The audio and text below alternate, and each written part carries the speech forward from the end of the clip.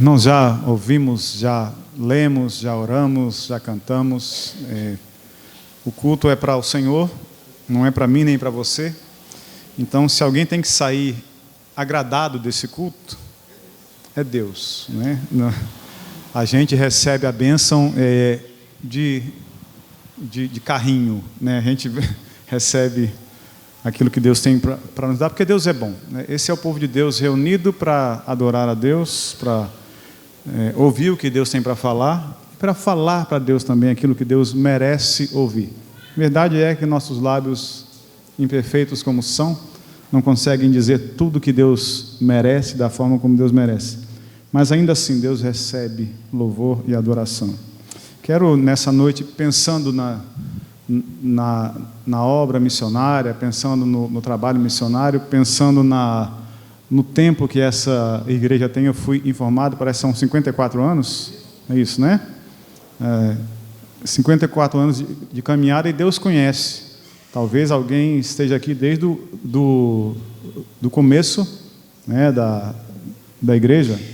Não sei se tem algum membro fundador aqui da igreja. Tem? A Zenaide? Não.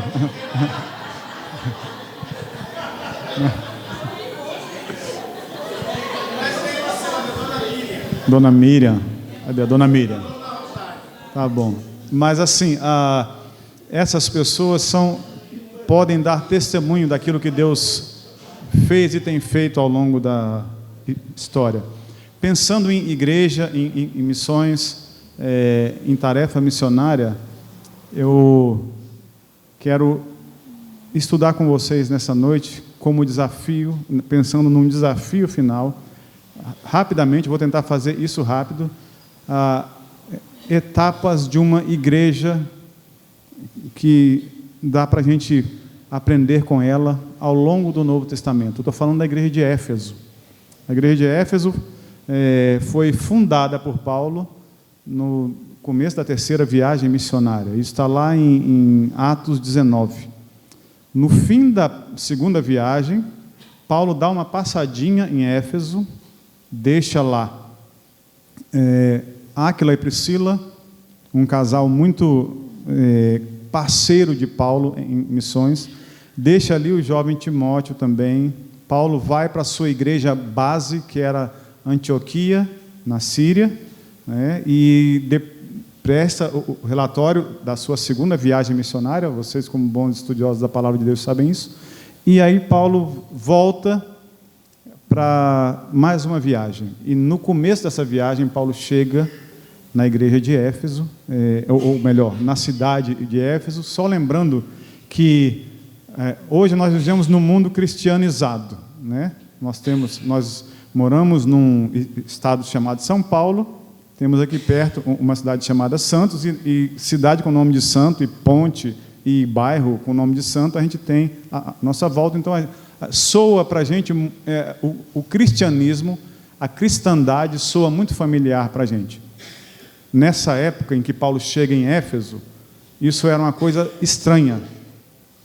Um homem chamado Jesus, que morreu, ressuscitou, e dizem que ele é o Filho de Deus, isso era a coisa mais fora do comum e absurda mesmo. Então Paulo está evangelizando um mundo que não conhece nada de cristianismo. Aliás, essa palavra nem existia ainda, né? E é na cidade em que Paulo trabalha com a igreja local dele, em Antioquia, em que os discípulos foram pela primeira vez chamados de cristãos.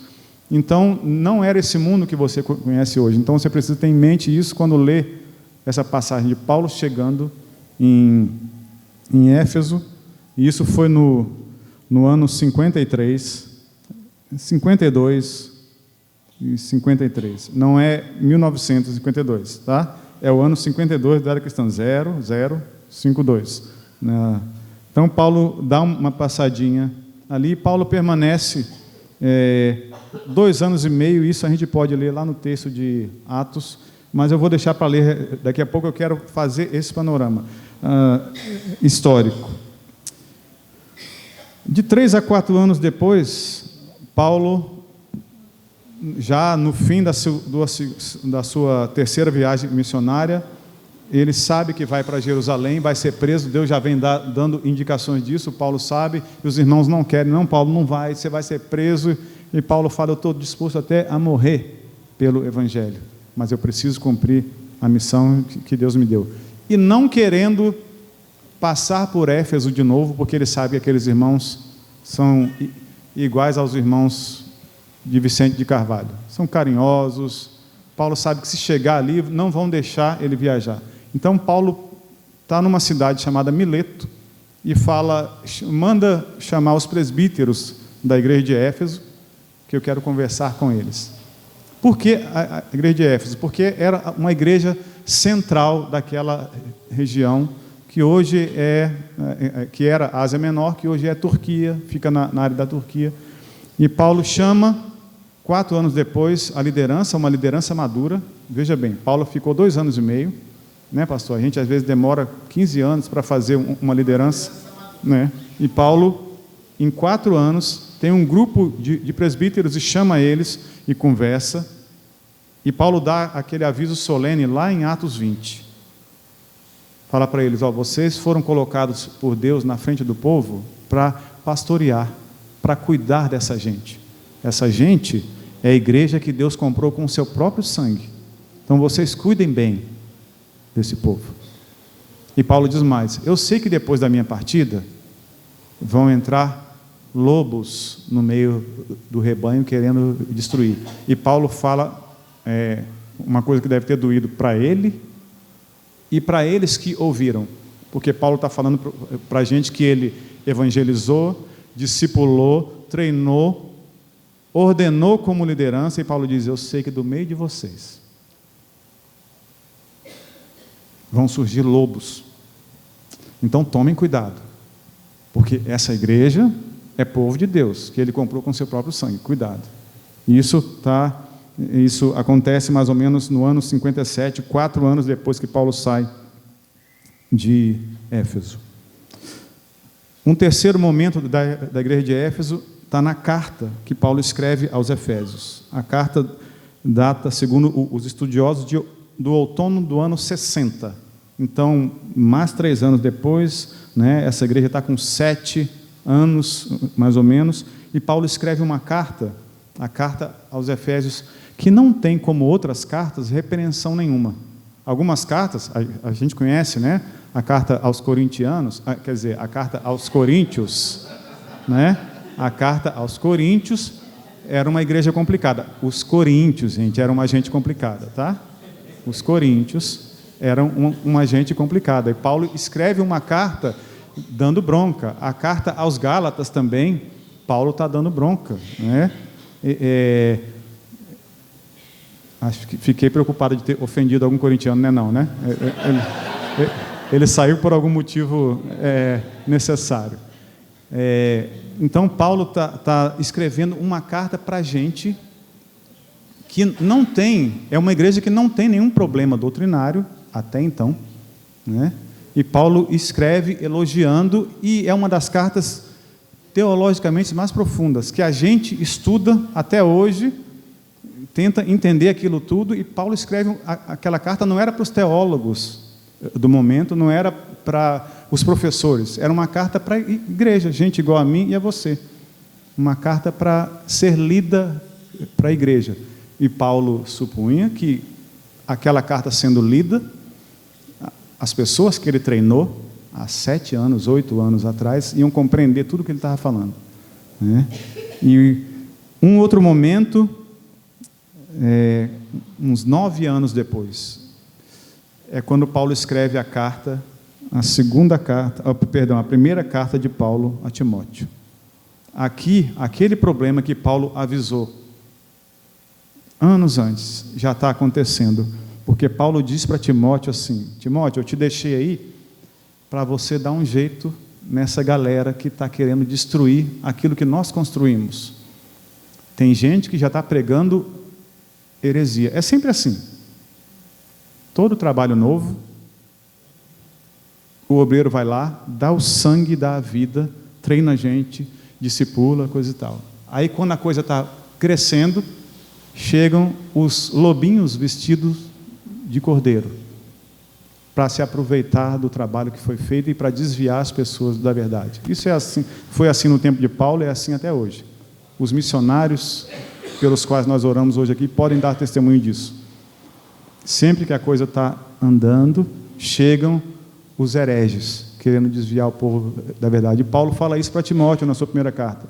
Timóteo, eu te deixei aí para combater os falsos mestres. E Paulo, se fosse a gente ia olhar e falar, Paulo, não pode. Você vai deixar para combater os falsos mestres um menino que é quase um caipira, de uma cidade bem secundária, com a saúde frágil, tímido, tem tudo para dar errado. Mas Paulo fala, Timóteo, você é o homem que Deus escolheu para me substituir aí, enquanto eu estou fora. Então isso acontece lá para o ano 62. E agora nós vamos chegar no texto bíblico que nós vamos ler, que é exatamente Apocalipse. Abra sua Bíblia. Apocalipse, capítulo 2. É um outro momento de uma igreja que nasceu fruto de obra missionária. Apocalipse, capítulo 2. Apocalipse é aquele livro que assusta muita gente, né? Quando a gente vê dragão, fogo, coisas sendo destruídas, a gente fala, né, nem lê esse livro porque tem medo de dormir e sonhar. Então, né, vamos ler o Salmo 23, o Senhor é meu pastor, que se eu sonhar, eu sonho com a ovelhinha sendo cuidada. Não, o livro de Apocalipse não é para ser temido, é para ser compreendido. Jesus, quando aparece para João, que está bem velhinho, exilado pelo Império Romano, por ser um líder, que era mais interessante manter vivo, longe dos seus liderados, do que morto, virar Marte e a coisa complicar. João, apóstolo João, está em Éfeso, está em Pátimos, preso, e Jesus aparece e revela o Apocalipse para ele. No capítulo 1, Jesus aparece glorioso, né, para aquele velhinho já, e fala, escreve tudo. O meu povo está sofrendo, eu quero que você registre tudo. E ele escreve, e Jesus fala assim, isso você vai escrever para as 7 igrejas da Ásia. A Ásia menor, não é a Ásia que a gente conhece hoje, né? Aquela grandona. As 7 igrejas da Ásia, que começa exatamente por Éfeso. Aquela igreja que se tornou o centro a partir do qual o evangelho se expandiu para aquela região. Então Jesus escreve uma carta que é para uma igreja, mas a carta é endereçada para um mensageiro, que é chamado de anjo da igreja em Éfeso. Jesus aparece glorioso, e João diz que vê Jesus andando no meio de 7 candeeiros de ouro, que depois o próprio Jesus explica que os candeeiros são cada uma das igrejas, e com 7 estrelas na mão direita, que o próprio Jesus explica que são essas pessoas responsáveis pelas igrejas. E isso acontece, essa carta é escrita no ano de 95. Então, é uma igreja que tem 40 e tantos anos, um pouco mais nova do que a de Vicente de Carvalho. A carta diz assim, Apocalipse 2, de 1 a 7. Ao anjo da igreja em Éfeso escreve, estas coisas diz aquele que conserva na mão direita as 7 estrelas e que anda no meio dos 7 candeeiros de ouro.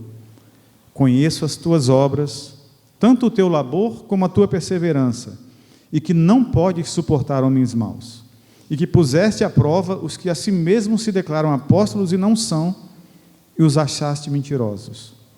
E tens perseverança, e suportaste provas por causa do meu nome, e não te deixaste esmorecer. Vou ler até aqui. Percebe o que Jesus está dizendo? Coisas que foram aparecendo ao longo da história da igreja de Éfeso, Jesus se refere aqui. Jesus diz, eu conheço, eu vejo as tuas obras. Já foi falado muito aqui em ser discípulos e fazer discípulos, né? E tem uma frase escrita aqui atrás de mim, que está também aqui na minha frente, eu posso ler, que essa é uma igreja com conhecimento e prática da palavra de Deus, né? Essa é uma frase sugestiva, que pode dizer muito sobre a identidade da igreja, tanto do ponto de vista positivo quanto do negativo, né? É uma igreja que sabe o que tem que fazer. A pergunta é se eu e você fazemos aquilo que sabemos que temos que fazer. Jesus diz: eu conheço as tuas obras. Essa era uma igreja que trabalhava. Jesus está dizendo: eu conheço as tuas obras. E ele usa palavras aí fortes para falar de trabalho. Tanto o teu labor, e a palavra, aqui é aquele negócio que você executa, e no final do dia você está pingando, é aquele trabalho exaustivo. Tanto o teu labor como a tua perseverança. E que não pode suportar homens maus. Lembra dos falsos mestres? Essa igreja teve que lidar cedo, e passaram-se décadas, e ela lida com gente ruim, gente que quer se aproveitar, e Jesus diz mais: que puseste à prova os que a si mesmos se declaram apóstolos e não são, e os achaste mentirosos. Essa é uma igreja que tem critério para avaliar. Deixa eu ouvir o que esse cara está falando. Vai, pastor, prega aí. E essa igreja dizia: isso não está na Bíblia, não. Né? Era uma igreja capaz disso. Era uma igreja que trabalhava, era uma igreja firme em combater a maldade, era uma igreja firme doutrinariamente, era uma igreja que, apesar da luta, se mantinha perseverante, versículo 3, suporta afrontas, suporta provas. Lembra que isso aqui era uma época era o início, ainda não era o Diocleciano lá, que depois manda jogar cristãos as férias e tudo mais, mas aqui já é o começo de uma perseguição ferrenha. Já tem gente morrendo por causa de Jesus aqui. Jesus fala: e apesar disso, vocês, igreja de Éfeso, não se deixam esmorecer. Top. Uma igreja top. Mas tem um porém, e ele está no verso 4. Jesus continua dizendo: tenho, porém, contra ti que abandonaste o teu primeiro amor. Quando a gente ouve falar dessa frase, primeiro amor, a gente sempre, e eu lembro disso, eu sou filho de pastor, fui criado na igreja desde pequeno, primeiro amor era sempre aquela coisa que a gente pensava do novo convertido, né? E é também, mas a gente vai ampliar isso um pouco aqui hoje. Primeiro amor era aquela coisa que você pensava: não, ele se converteu, o cara quer falar de Jesus para todo mundo, tem culto na igreja, ele está lá, falou: vamos pedir alguém para orar, ele levanta a mão, né? Tem que fazer, pastor, estou aí. Ele nem espera acabar a frase, ele quer estar em todas.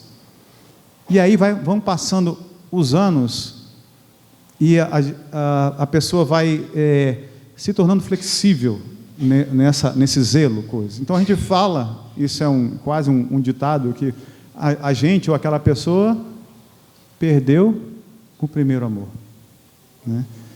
É verdade que pode acontecer isso, mas Jesus está falando de uma coisa que é mais do que temporal, é mais do que cronológica, é algo que você fazia há 40 e tantos anos, igreja, e não faz mais. Não, é um pouco isso, mas o que Jesus está dizendo é aquilo que é prioridade. O primeiro não é um primeiro cronológico, o primeiro é algo que é o topo da lista, e que por alguma razão, que pode ter sido há 30, 40 anos, ou pode ter sido há 30 dias, foi sendo colocado de lado. O que Jesus está perguntando para essa igreja, está questionando, e questiona para nós sempre, e hoje é uma noite de reflexão, é isso. Lembra o que aconteceu? Porque você tinha um amor por mim muito forte. E Jesus diz, em João 14, 21, qual é a prova do amor? Aquele que tem os meus mandamentos e os guarda. Esse é o que me ama. O que Jesus está questionando para essa igreja é onde foi o momento em que algo tomou o meu lugar na sua vida. Olha o que Jesus diz, e nós vamos pensar em 3 imperativos de Jesus para retomar esse primeiro amor, recolocar o amor no lugar, recolocar Jesus no topo da lista de prioridades. Jesus diz assim no verso 5: lembra-te, pois, de onde caíste, arrepende-te e volta à prática das primeiras obras. E Jesus diz: se não, venho a ti e moverei do seu lugar o teu candeeiro, caso não te arrependas. O que Jesus está dizendo não é que a igreja ou as pessoas perdem a salvação, mas podem perder a utilidade na obra de Deus quando não estão com Jesus no topo da lista de prioridades. Jesus está, um candeeiro serve para quê? Quer dizer, hoje a gente não tem ideia muito disso, porque a gente tem a luz elétrica. Naquela época, um candeeiro era usado para iluminar. Jesus fala, se não, eu vou vir e vou levar o candeeiro para brilhar em outro lugar. E é um aviso muito sério que Jesus dá. Então Jesus faz isso em 3 imperativos. O primeiro é lembra-te. Está aí no verso 1. No verso 3. O primeiro está no verso 3. Verso 5, né? Jesus fala dos 3, o primeiro é lembra-te. É o exercício da memória. É o exercício que o filho pródigo fez quando estava na iminência de comer comida dos porcos, e nem isso deixavam ele fazer, e a Bíblia diz que ele cai em si e começa a lembrar, rapaz, até o empregado mais simples do meu pai come de se lambuzar, e eu aqui, filho, querendo comer comida dos porcos. É o exercício da memória. Jesus está dizendo, lembra-te de onde caíste. Lembra onde foi que você se desviou da rota. Lembra onde foi que você deixou o primeiro amor. Como eu disse, pode ter sido há 40 anos, pode ter sido há 40 dias, pode ter sido há 40 horas. Algo que fez Jesus descer de posição. Pode ter sido uma conquista financeira, um cargo, um emprego, e não há nada de ilegítimo nessas coisas. Eu sei que vocês sabem disso. O problema é quando ela ocupa o topo e Jesus vai descendo. Você deixa de amar a Jesus porque conquistou aquele emprego, era tudo que você queria. Deixa de amar Jesus porque pegou aquele diploma tão sofrido e sonhado. Deixa de amar a Jesus quando aquela pessoa entrou na sua vida. Deixa de amar a Jesus até quando a igreja se torna mais importante para você do que Jesus. Trabalhar, fazer coisas, né? Lembra que essa é uma igreja que trabalha. Jesus reconhece isso. Conheço as tuas obras, sei que é top, você trabalha, mas isso não é o topo, apesar de ser top. O topo da lista sou eu, é isso que Jesus diz. É isso que Jesus pergunta para Pedro depois lá da negação. Pedro, você me ama? Você me ama mesmo? Pedro, você me ama de verdade? É isso. Jesus está dizendo, lembra de onde caíste, onde foi que você se desviou da rota. E uma figura que eu gosto de pensar é quando você tem um navio que precisa andar em linha reta para chegar no porto que está em linha reta. Se esse navio se desviar aqui, 1 grauzinho, daqui a 100 quilômetros, daqui a 1000 quilômetros, ele vai dar em outro porto. Onde foi que você se desviou? Jesus está perguntando, lembra-te de onde caíste. O segundo imperativo de Jesus é o arrepende-te. Lembra-te, pois de onde caíste, arrepende-te. A gente conhece bem essa palavra. Não sei se a gente conhece o quanto isso pesa ou deve pesar no nosso coração. Jesus está dizendo metanoia. Lembra dessa palavra? Tem até filme, né? Lembra-te, arrepende-te, muda a rota, corrige. É a palavra que na nossa língua dá origem à conversão. Muda de rota. Sabe aquele 1 grauzinho que te fez desviar? Vai dar trabalho. Quanto mais você andou fora da rota, a gente que dirige e de vez em quando erra as saídas e entradas por aí, quanto mais você anda fora depois de ter errado, o caminho da volta é difícil, mas precisa ser traçado. E é isso que Jesus está dizendo. Foi o que o filho pródigo fez também. Depois de cair em si, depois de pensar, depois de lembrar, ele fala, eu vou ter com meu pai. Jesus está perguntando para mim e para você, nessa noite. Lembra de onde você caiu? Quero que você se arrependa e volte à prática das primeiras obras, que é o terceiro imperativo. Lembra quando eu disse que não é simplesmente uma questão de cronologia? Tem 30 anos que... Não. É assim, quando foi? Pode ser todo dia que a gente deixa Jesus desce na lista de prioridades do amor.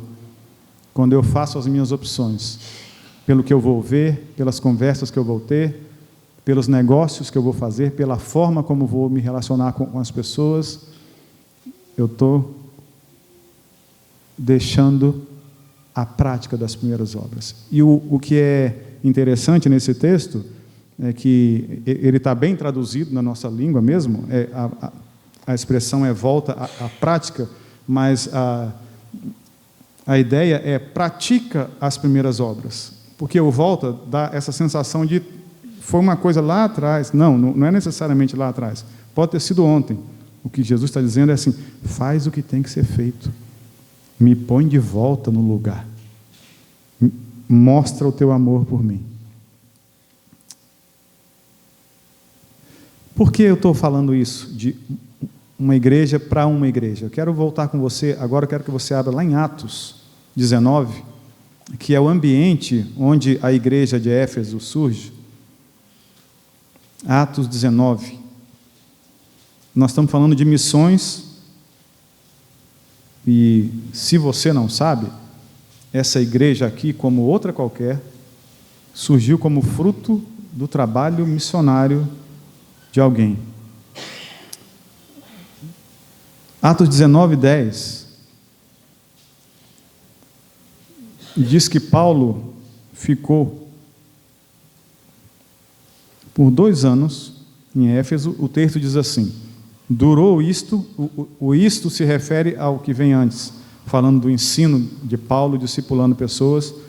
Durou isto por espaço de 2 anos, dando ensejo a que todos os habitantes da Ásia, lembra, estamos falando da Ásia Menor, ouvissem a palavra do Senhor, tanto judeus como gregos. O que o texto está dizendo é que uma igreja que surge como fruto de obra missionária tem a tarefa, a obrigação diante de si e tem, sobretudo, o poder de Deus para continuar sendo missionário enquanto avança. As outras 6 igrejas, se você ler lá no livro de Apocalipse, Pérgamo, Esmirna, Filadélfia, Laodiceia, Tiatira, Sardes, são igrejas que nasceram como fruto do trabalho de Éfeso. É por isso que ela é a primeira da lista a receber as cartas de Jesus. Isso vale para esta igreja aqui e para qualquer outra, mas agora falando para nós aqui e para vocês. Jesus disse que se essa igreja não se arrependesse, ela ia perder a utilidade. A história mostra para a gente que a igreja de Éfeso aceitou o conselho, a exortação de Jesus durante muitos anos. A igreja de Éfeso durou até o século XI, até quase o ano 1100.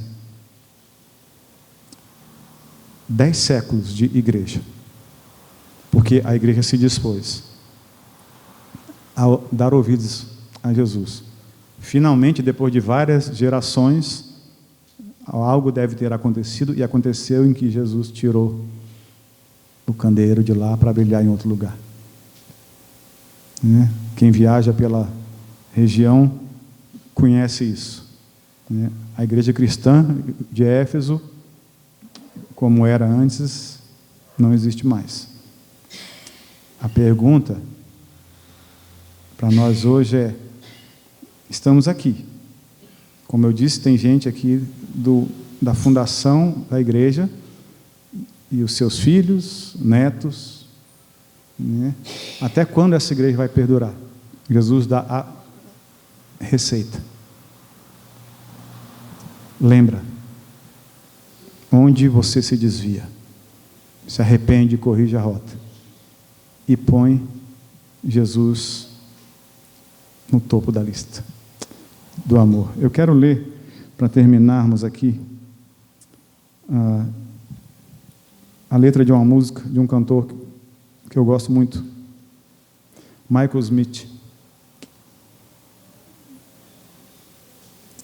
falando, o título da música em inglês é Missing Person, pessoa desaparecida.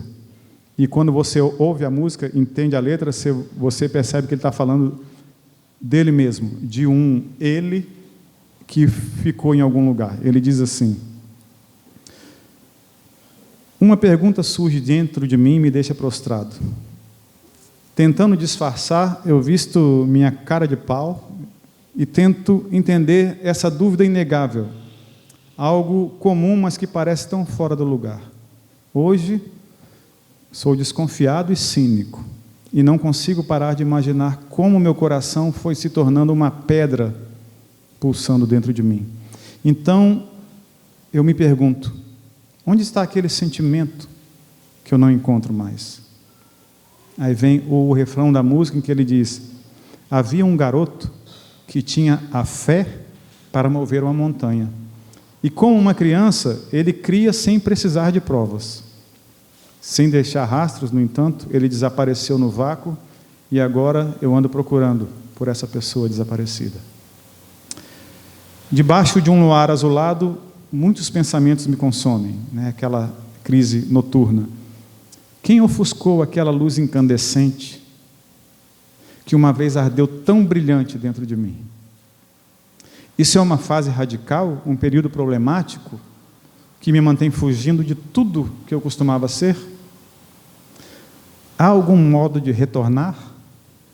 De desaprender esse conhecimento carnal que está desfazendo minha alma em fatias? Ou eu tenho estado tão distante que nunca encontrarei o caminho de volta para casa? Aí ele canta o refrão de novo e amplia. Diz assim: havia um garoto que tinha fé para mover uma montanha. E como uma criança, ele cria sem precisar de provas. Sem deixar rastros, no entanto, ele desapareceu no vácuo, e agora eu ando procurando por essa pessoa desaparecida. Ele costumava querer tentar andar dentro das regras, ele tinha um fogo e podia senti-lo lá dentro no íntimo. Mas isso foi há muito tempo, e eu não o tenho visto ultimamente. Mas eu continuo procurando por essa pessoa desaparecida. E ele termina fazendo a pergunta: onde está você? Onde está você? Esse eu que eu fui, que amava a Jesus, tinha esse fogo dentro, e que em algum momento passou, e eu estou procurando. Ecoa isso que Jesus diz: uma igreja que quer levar o Evangelho, uma igreja que quer ser missionária, tem que ter esse fogo, porque senão, se a nossa visão for só atende o olho, alcança, a gente vai ficar rodando fazendo coisas, e Jesus vai dizer: conheço as tuas obras, você trabalha muito, é muito bom ver o que você faz, mas eu tenho contra ti que você deixou o primeiro amor. Havia obras, mas Jesus disse para voltar à prática das primeiras obras. Isso porque havia algum amor, mas não havia mais o primeiro amor. Que Jesus nos livre disso e dê para essa igreja um amor que se traduza nessa frase: compromisso e prática daquilo que está escrito na palavra. Vamos orar? Deus, obrigado, porque por tua graça e misericórdia a igreja existe, e só por tua graça e misericórdia. Nós somos tão imperfeitos, tão falhos, muitas vezes tão incoerentes, muitas vezes incrédulos, muitas vezes queremos sentar no trono que é teu e dirigir a nossa própria vida. Pedimos misericórdia novamente e graça, para que aprendamos isso, a fazer aquilo que te agrada, a amar o Senhor naquele lugar em que os olhos dos outros não veem, no nosso coração, mas que isso se traduza em obras que outros possam ver, não para que nós apareçamos, mas como Jesus diz, que os homens vejam as vossas boas obras e glorifiquem ao vosso Pai que está nos céus. Que ser vistos não seja o nosso alvo, mas que seja inevitável pelo nosso compromisso com o Senhor, de mostrar o quanto te amamos, o quanto caminhamos contigo, colocando o Senhor no topo da lista, e que todas as outras coisas sejam secundárias. Ajuda essa igreja, como corpo, como comunidade, a ser assim, e dentro dela cada um dos seus membros, da sua liderança, dos mais velhos até cada criancinha. Para a honra e glória do teu nome, nós pedimos isso e agradecemos em nome de Jesus. Amém.